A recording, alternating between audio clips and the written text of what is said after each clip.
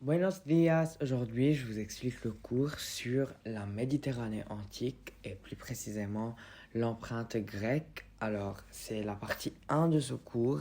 Il y a encore la Méditerranée antique, l'empreinte romaine et je vais expliquer ce cours-là dans un autre audio. Mais en fait, je vais recouvrir l'intégralité du cours sur l'empreinte grecque, recouvrir tous les points importants du programme. Alors, avant de commencer l'explication, j'aimerais vous informer qu'il y a une version écrite, une fiche de révision de ce cours sur mon site de révision étudie.weebly.com. Le lien sera dans la description de la vidéo. De plus, je vous incite et je vous encourage de suivre mon compte Instagram @etude.dy. Il sera aussi dans la description de cette vidéo et où il y a des astuces, des conseils, etc. afin d'assurer votre réussite cette année. Alors, sans plus tarder, on commence l'explication. Alors, ce chapitre est divisé en 3 grandes parties. Premièrement, je vais vous parler de du fonctionnement de la démocratie athénienne. Ensuite, je vais vous parler de Périclès. Et enfin, je vais vous parler de la Ligue de Délos. Alors, commençons par la démocratie athénienne. Alors, je suis sûr que vous qui écoutez ce cours savez que la démocratie, qui est un des pouvoirs politiques les plus répandus au monde contemporain, au monde d'aujourd'hui, est originaire la, de la Grèce antique, ou bien d'Athènes en fait, dans l'Antiquité. Et la démocratie a beaucoup évolué, elle a beaucoup changé. Le fonctionnement de la démocratie athénienne, le fonctionnement de la démocratie originale à l'époque. Il y a des éléments de cette démocratie qui font partie aujourd'hui de la démocratie d'aujourd'hui, mais beaucoup de choses ont changé. Alors aujourd'hui, je vais vous parler premièrement du fonctionnement de la démocratie athénienne. Premièrement, c'est quoi une démocratie? Une démocratie, c'est un régime où les citoyens exercent le pouvoir. Démocratie, c'est demos kratos, c'est-à-dire en grec, le pouvoir au peuple. Alors en fait, c'est quand le peuple vote pour les gens qui vont diriger le pays ou bien qui vont diriger le territoire, que ce soit un président, un premier ministre, etc., un parlement, un sénat, etc. Alors, à Athènes, à l'Antiquité, la démocratie, ou bien le système politique, était basé sur quelque chose qu'on appelait l'ecclésia. Et c'est quoi l'ecclésia en fait? L'ecclésia, c'est l'assemblée de tous les citoyens athéniens qui se réunissaient sur la Pnyx. Et en fait, tous ces citoyens allaient à Pnyx pour exercer le pouvoir politique. Alors, qu'est-ce qu'ils font précisément? Premièrement, ils votent les lois. Alors, c'est eux qui votent les lois, si les lois doivent être exécutées ou pas. Puis, ils tirent au sort l'ailier et la boulet. Alors, c'est quoi l'ailier et c'est quoi la boulet? Je vais clarifier ça un peu. La boulet, c'est un conseil qui fait les lois. Alors, presque comme, je sais pas moi, le Parlement aujourd'hui. C'est le Parlement qui fait les lois. L'ailier, c'est le tribunal qui rend la justice. Alors, c'est presque comme le pouvoir judiciaire aujourd'hui. Alors, l'Ecclésia tire au sort la boulet et l'ailier, c'est-à-dire les membres de la boulet et les membres de l'ailier. Et ils élisent et contrôlent les magistrats. Alors, c'est quoi les magistrats? Les magistrats sont des personnes qui administre la cité. Il s'occupe de l'administration de la cité athénienne, c'est-à-dire de Athènes, et qui applique les lois. Alors, l'Ecclésia vote les lois, la boulée fait les lois et les magistrats appliquent les lois. Et en fait, l'ecclésia est, c'est-à-dire les citoyens athéniens, sont ceux qui contrôlent les magistrats. C'est ceux qui contrôlent les personnes qui appliquent les lois. En plus de ça, l'Ecclésia ne vote pas seulement les lois, ne tire pas seulement au sort la boulée et les liliers, ne lit pas seulement les magistrats en les contrôlant aussi, mais aussi ils occupent une dernière fonction, ce qui est voter l'ostracisme. Alors c'est quoi l'ostracisme? L'ostracisme, c'est l'exil politique pour celui qui met en danger la démocratie. Alors, si quelqu'un met en danger la démocratie, l'Ecclésia a le droit de les exiler, c'est-à-dire de les envoyer en dehors d'Athènes. Ils n'ont plus le droit de retourner à Athènes. Ils sont vraiment abandonnés. Ils sont... Ouais. En fait, quand on voit ça comme ça, on dirait que c'est une démocratie parfaite, car les citoyens ont pratiquement tout le pouvoir. Ils sont ceux qui votent tous, ils sont ceux qui prennent toutes les décisions. C'est en fait une vraie démocratie à l'origine. Mais en fait, non. Ce régime athénien, à l'époque de l'Antiquité, avait plusieurs limites. Alors, vous vous souvenez quand je vous ai dit que l'Ecclésia, c'est l'assemblée de tous les citoyens athéniens qui se réunissent. Alors, je n'ai pas précisé c'est quoi exactement un citoyen athénien. Alors, un citoyen athénien doit répondre à 4 conditions. Ça doit être un homme, alors ça ne peut pas être une femme, ça ne peut pas être des enfants bien sûr, mais ça ne peut pas être une femme, c'est seulement un homme. Il doit être né d'un père athénien, c'est-à-dire qu'il doit être athénien, il doit être né d'un père athénien, et après, dans le temps, c'est devenu un père et une mère. On va parler de ça un peu plus après avec Périclès. Mais en fait, à l'origine, c'était un Athénien était né d'un père athénien, mais après, l'Athénien est né d'un père et d'une mère athénienne. Alors en fait, des étrangers, c'est-à-dire des métèques, les métèques, c'est les étrangers. Les métèques ne peuvent pas être des citoyens. Alors, le citoyen doit être un homme, il doit être athénien, il doit être libre, alors ça ne peut pas être un esclave, et il doit avoir fait le service militaire qui s'appelait à l'époque l'éphébie. Alors ça, c'est les 4 conditions.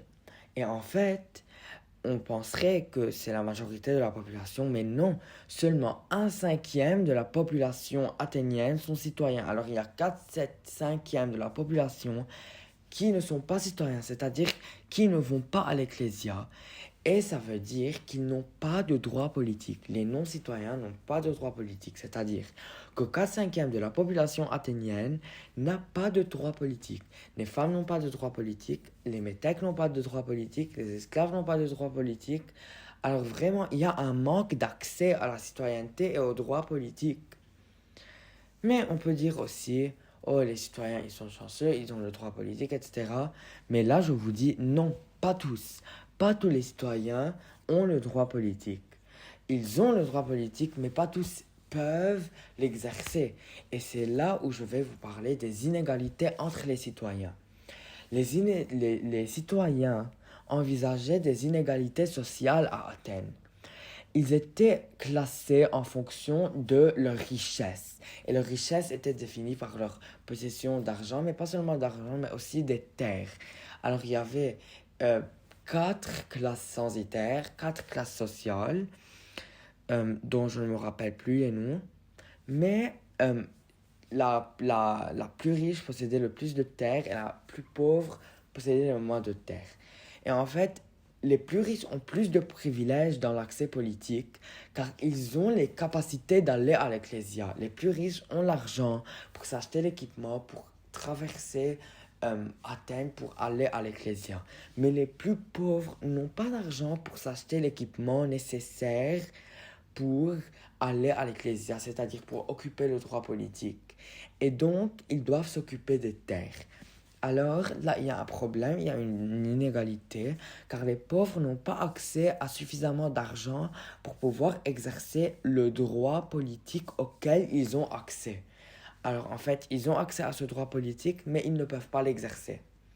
Et enfin, les citoyens à Athènes étaient plus intéressés par l'argent que par leur fonction. Alors, ils faisaient tout pour de l'argent. Ils s'en foutaient de leur travail, de leur fonction, etc. Ça, c'est le fonctionnement de la démocratie athénienne. Alors, avec le temps, cette démocratie athénienne a changé. Et il y a un personnage très important qui a joué un grand rôle dans ce changement. Et ce personnage s'appelle Périclès. Alors, Périclès, je vais vous dire c'est qui. Périclès, c'est un mec. C'est un stratège, en fait, élu entre 443 avant Jésus-Christ et 429 avant Jésus-Christ en continu. Alors, il a exercé 14 ans, je crois, si mes calculs sont corrects, presque 14 ans au pouvoir, sans arrêt. Il a été élu par l'Ecclésia. Alors, un stratège, si vous ne savez pas c'est quoi, un stratège, c'est un magistrat qui exerce un pouvoir très important. Le stratège, il y en avait 10, en fait. Et lui, il était un stratège. Et en fait, son influence politique fait ce qu'on appelle le 5e siècle avant Jésus-Christ, le siècle de Périclès. Alors, il a eu une très grande influence politique à Athènes, et donc il y a un siècle entier qui lui est accordé, qui est nommé à son nom, qui a son nom. On appelle le 5e siècle avant Jésus-Christ le siècle de Périclès. Et il a mené plusieurs réformes à cette démocratie athénienne dont je vous ai parlé. Premièrement, je vous avais dit avant que le citoyen doit être athénien. Et l'athénien, en fait, c'est quelqu'un né d'un père athénien. En fait, Périclès, il a changé ça. Un athénien n'est plus seulement quelqu'un né d'un père athénien, mais aussi d'une mère athénienne. Alors, quelqu'un d'athénien doit avoir un père ainsi qu'une mère athénienne pour être athénien et donc pour être citoyen. Alors, avec le temps, quand Périclès a pris le pouvoir, le taux de citoyens à Athènes a beaucoup diminué. Avant, il était de 1/5. 1/5 de la population était citoyen. Et il a diminué encore plus avec les réformes de Périclès. Puis, il a créé le mistos. Alors, c'est quoi le mistos? Le mistos, c'est de l'argent versé aux citoyens qui participent à la vie politique. Et ça, c'est pour aider les citoyens pauvres. Vous vous souvenez que je vous ai dit que les citoyens pauvres ne pouvaient pas exercer le droit politique à cause du fait qu'ils n'avaient pas suffisamment d'argent. Alors Périclès, il a décidé de créer quelque chose qui s'appelle le mistos. Et en fait, le mistos, c'est de l'argent qui est donné à ces citoyens pauvres pour les aider à pouvoir aller exercer ce droit politique. C'est comme un aide, en fait. Puis, il a reconstruit l'Acropole et le Parthénon. Alors, il a reconstruit l'Acropole, ça c'est quelque chose de très important. L'Acropole est un des plus grands symboles de la culture grecque. Alors, cette reconstruction, cette réforme est quelque chose de très important et on n'oublie pas cet exploit qu'a fait Périclès. Et enfin, il a transformé la Ligue de Délos en empire. Alors, vous ne savez pas encore c'est quoi la Ligue de Délos. Je vais expliquer la Ligue de Délos au fur et à mesure, après un peu. Mais parlons encore de Périclès. Alors, on dirait que Périclès, il est quelqu'un qui a fait de très bonnes choses, qui a été merveilleux, qui a beaucoup contribué à la vie politique à Athènes, qui a fait plusieurs réformes qui sont de bonnes réformes. Mais en fait, les historiens du passé étaient contre Périclès et ils critiquaient sa façon de gouverner. Et un exemple de ces historiens du passé, c'est Thucydide. Et en fait, Thucydide, il était contre Périclès. Et là, on parle des historiens du passé, pas les historiens d'aujourd'hui. Les historiens du 21e siècle ou du 20e siècle ont une autre opinion. Mais les historiens de l'époque n'étaient pas d'accord avec les réformes de Périclès. Premièrement, il disait que ce n'était pas une démocratie, mais c'était en fait une aristocratie. Ça veut dire quoi, aristocratie? C'est-à-dire que Périclès avait le pouvoir absolu. Dans leurs yeux, dans leur point de vue, ils croyaient que Périclès exerçait tout le pouvoir pour lui-même. et qu'il manipulait le peuple avec l'argent du mistos et avec les terres. Alors, il donnait aux gens le mistos, de l'argent et des terres. Et je vais vous rappeler que je vous ai dit, les citoyens sont plus intéressés par l'argent que par leur fonction. Alors, il utilisait ça pour manipuler le peuple. Et enfin, il manipulait le peuple avec l'ostracisme de ses ennemis. Alors, tous ses ennemis, il les ostracisait, comme par exemple Simon. Il a ostracisé son ennemi Simon. Et Simon, en fait, il était quelqu'un qui disait que Périclès exerçait une aristocratie. Alors, Périclès l'a ostracisé pour la seule et simple raison de manipuler le peuple à penser que c'est une démocratie, en fait. Et ça, c'est ce que les historiens du passé disent. Mais en fait, les historiens du présent ne sont pas d'accord. Ils sont contre les idées des historiens du passé. Car malgré toutes les réformes, malgré toutes les mauvaises choses, il n'était pas le seul à prendre les décisions qu'il a prises. Car le vote était soumis à l'Ecclésia, qui contrôlait son pouvoir. Alors on avait dit avant que l'Ecclésia, il contrôlait les magistrats. Et les stratèges font partie des magistrats. Ils, ils étaient ceux qui contrôlaient les décisions des magistrats. Ils étaient ceux qui votaient les lois. Alors Périclès, quand il faisait des lois, l'Ecclésia, naturellement, devait voter si ces lois doivent être appliquées ou pas. Il devait vérifier si ces lois sont justes au peuple ou pas. Car l'Ecclésia, en fin de compte, c'est les citoyens. Alors, Périclès, comme il fait partie des magistrats, comme il est un stratège, il aussi a été contrôlé, son pouvoir a été contrôlé par l'Ecclésia, et notamment lors de la reconstruction de l'Acropole, un de ses plus grands exploits, un de ses plus grandes réformes. Alors ça, c'est Périclès, et je vous ai expliqué comment certaines personnes sont contre ces réformes, et d'autres sont pour ces réformes. Enfin, parlons de la Ligue de Délos. Alors, c'est quoi la Ligue de Délos? Je vais vous donner un peu de contexte historique. Alors, il y avait des conflits à l'époque au niveau de la Méditerranée, car l'Empire... pardon, car les Grecs étaient tout au long de la Méditerranée.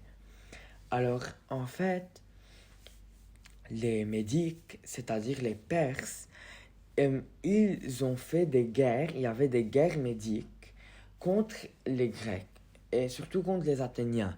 Alors, les Grecs ont créé une ligue de cités grecques qu'ils ont appelée la Ligue de Délos. Et Délos, en fait, c'est une île qui fait partie de cette ligue. Et c'est une ligue de cités grecques pour lutter ensemble contre les Médiques, pour être plus puissants contre les Perses durant ces guerres médiques. Et en fait, Périclès est celui qui a transformé cette ligue de Délos en empire grec. Alors, il n'y avait pas un empire grec, c'était pas vraiment un empire avec un empereur, c'était plus un empire qui était contrôlé par Athènes, presque. Et en fait, c'est un peu injuste que ça soit contrôlé par Athènes, ce n'est pas Athènes qui était censé contrôler ça, mais ils ont juste accepté ça car Athènes a contribué beaucoup dans la victoire des Perses, car en fait, ils ont gagné les Perses. Et en fait, durant ces guerres médiques, il y avait un trésor qui était caché à Délos. Et ce trésor était pour financer le matériel de guerre, pour qu'il puisse être plus puissant. Sauf que Périclès, quand il a transformé la Ligue de Délos en empire, il a pris le trésor à Athènes, car il croyait que la puissance doit être à Athènes. Alors le trésor doit être à Athènes. Certaines personnes étaient pour le fait que le trésor soit à Athènes et pour la Ligue de Délos. Et d'autres personnes étaient contre la Ligue de Délos. Alors pourquoi, premièrement, la Ligue de Délos était quelque chose de bien? Alors l'argent a servi à plusieurs choses. L'argent de la Ligue de Délos a servi à payer l'armée, c'est-à-dire les citoyens pauvres, les rameurs, ou bien les membres de l'armée. Il a aussi servi à payer le mistos qui a été donné, qui a été utilisé pour aider les citoyens pauvres, pour financer les citoyens pauvres. Il a aussi servi à payer l'embellissement de la ville, c'est-à-dire toutes les réformes liées à Acropole, le Parthénon, etc. ont été financées par l'argent de la Ligue de Délos, le trésor de Délos, et enfin pour financer des fêtes évoquées, pour fêter les victoires des Athéniens, pour que les citoyens s'amusent, etc. Alors là, on peut voir que peut-être la Ligue de Délos, l'argent de la Ligue de Délos, c'est quelque chose de pas si mal. Mais il faut prendre le point de vue des habitants des autres cités-États qui étaient contre cette Ligue de Délos. Ils se sentent exploités et occupés par la population athénienne. En effet, il y a quelque chose qui s'appelle les clérouki. Et c'est quoi les clérouki? Les clérouki sont les paysans pauvres athéniens qui sont renvoyés par Périclès aux cités-États. En fait, Périclès, il ne les veut pas à Athènes. Et donc, il les envoie aux cités-États. Et il prétend que c'est pour les aider, pour qu'ils aient plus de terres, pour qu'ils puissent vivre mieux. Mais en fait, ces terres que les Athéniens prennent pour eux-mêmes appartiennent à d'autres cités-États. Alors, il y a des injustices. Alors, les autres cités-États se révoltent contre cette Ligue de Délos et contre ces clérouki. Alors, il y a beaucoup de conflits. euh, et surtout maintenant, on étudie le pour et le contre de la Ligue de Délos. Alors, ça, c'est le chapitre sur la Méditerranée antique, l'empreinte grecque. N'hésitez pas de trouver la version papier, la version fiche de révision sur mon site étudie.weebly.com. J'espère que vous avez compris. Et si vous avez des questions, n'hésitez pas de les poser dans les commentaires ou bien de m'envoyer un mail ou bien de me contacter via DM Instagram @etu.dy. Merci pour votre attention, merci d'avoir écouté et bonne chance pour votre contrôle ou pour votre examen.